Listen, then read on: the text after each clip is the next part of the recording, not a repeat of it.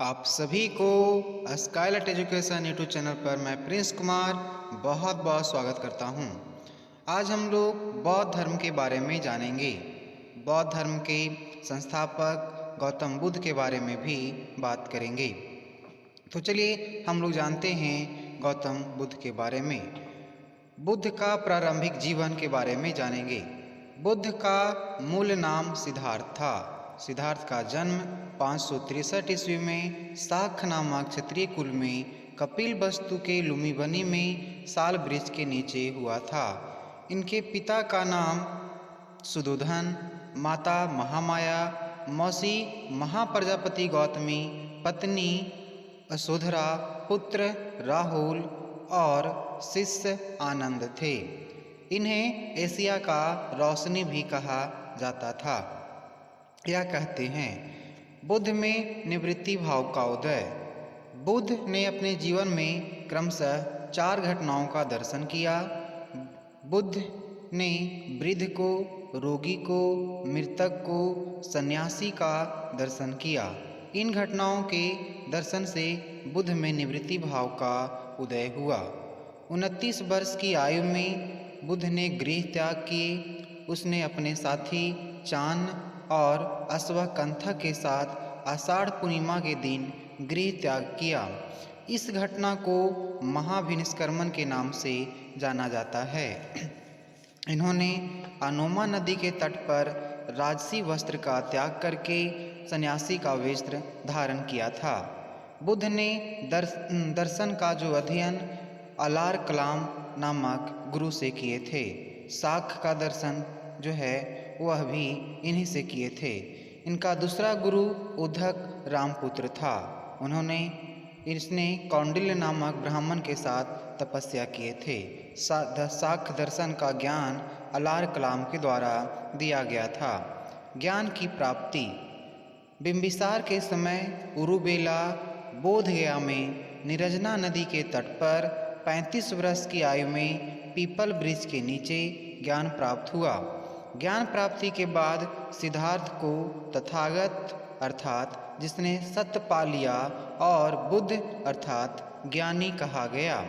बुद्ध का प्रथम उपदेश। बुद्ध ने सर्वप्रथम सारनाथ में के मृगदाव में उन्हीं 5 ब्राह्मणों को उपदेश दिया था जिनके साथ बुद्ध ने तपस्या किए थे। प्रथम उपदेश में 4 आर्य सत्य बताया गया। प्रथम उपदेश की घटना को धर्मचक्र प्रवर्तन के नाम से जाना जाता है। बौद्ध संघ। बौद्ध धर्म के प्रचार के लिए सारनाथ में बौद्ध संघ का स्थापना किया गया। इसमें बालक, रोगी व्यक्ति, ऋणी व्यक्ति को शामिल नहीं किया गया। प्रारंभ में महिलाओं के प्रवेश पर प्रतिबंध था, परंतु आनंद के कहने पर महिलाओं को बौद्ध संघ में शामिल किया गया। महाप्रजापति गौतमी प्रथम महिला थी जो बौद्ध धर्म अर्थात संघ में शामिल हुई। बौद्ध संघ में कोई भी निर्णय बहुमत के द्वारा लिया जाता था। बौद्ध सभाएं। बौद्ध धर्म में उत्पन्न विवाद को समाप्त करने के लिए अलग अलग बौद्ध सभा बुलाए गए, जिनमें कुछ महत्वपूर्ण बौद्ध सभा इस प्रकार हैं। प्रथम बौद्ध सभा राजगृह में हुआ। उस समय शासक अजातशत्रु था। 483 ईसा पूर्व में हुआ।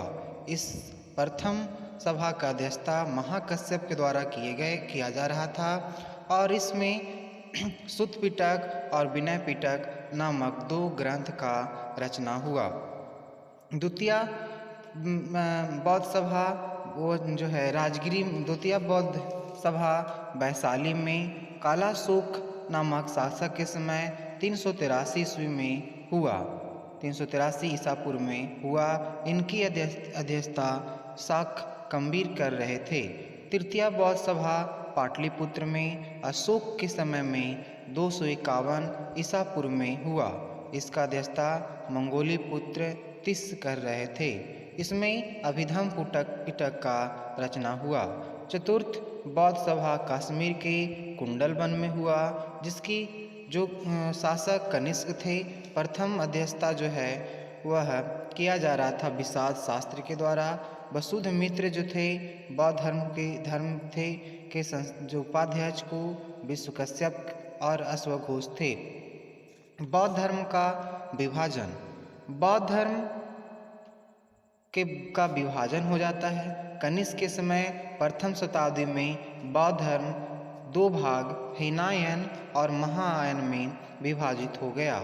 हीनायन यह बौद्ध धर्म के पुराने विचारों को मानता था, बुद्ध के प्रतीकों को पूजा किया करता था। महायान इसका जन्म कनिष्क के समय हुआ।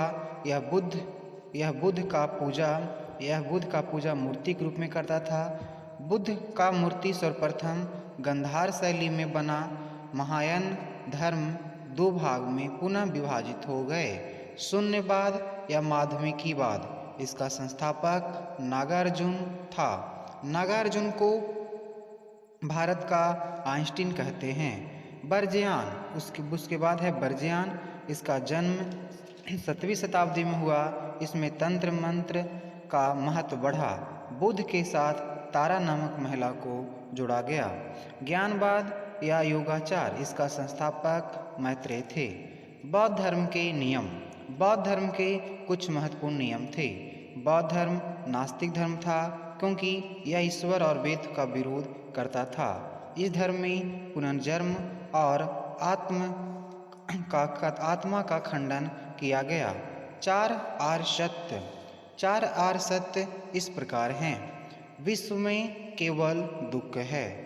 दुख का कारण इच्छा या तृष्णा है। इच्छा का अंत करके दुख का अंत किया जाता है। मध्यम मार्ग या अष्टांगिक मार्ग पर चलकर इच्छा का अंत किया जा सकता है। इस सिद्धांत के अनुसार प्रत्येक कार्य के लिए कोई कारण होता है। इस सिद्धांत को कार्य कारण सिद्धांत भी कहते हैं। कार्य कारण सिद्धांत के अनुसार कोई भी कार्य करने के पीछे कुछ कारण होता है। बुद्ध धर्म का त्रिरत्न। बुद्ध धर्म में बौद्ध धम्म और संघ को त्रिरत्न के नाम से जाना जाता है। बौद्ध में निर्वाण। बौद्ध धर्म का सर्वोच्च लक्ष्य निर्वाण प्राप्त करना है। निर्वाण का शाब्दिक अर्थ बुझ जाना होता है, अर्थात इच्छाओं का समाप्त होना होता है। निर्वाण प्राप्त व्यक्ति को अहर्त कहा जाता है। मृत्यु को महानिर्वाण कहा जाता है। बौद्ध धर्म के प्रतीक। बौद्ध धर्म के में अलग अलग बुद्ध के घटनाओं का अलग अलग प्रतीक है। जैसे बुद्ध का जन्म का जो प्रतीक है वह कमल, साल वृक्ष और हाथी को माना जाता है। बुद्ध का जन्म का जो प्रतीक है कमल, साल वृक्ष और हाथी को माना जाता है। बुद्ध का गृह त्याग की घटना का जो प्रतीक है वह अश्व है। बुद्ध का यौवन का प्रतीक वृषभ या बैल है। बुद्ध का कुल या वंश का प्रतीक सिंह है। बुद्ध का मृत्यु का जो प्रतीक है वह स्तूप है। बौद्ध धर्म में के जो त्रिरत्न हैं बौद्ध, धम्म और संघ। बुद्ध, धम्म, संघ, इसीलिए कहते हैं बौद्धं शरणं गच्छामि, बौद्धं शरणं गच्छामि, संघं शरणं गच्छामि। बौद्ध धर्म में महानिर्वाण प्राप्त करना इनका अंतिम लक्ष्य और सर्वोच्च लक्ष्य होता है।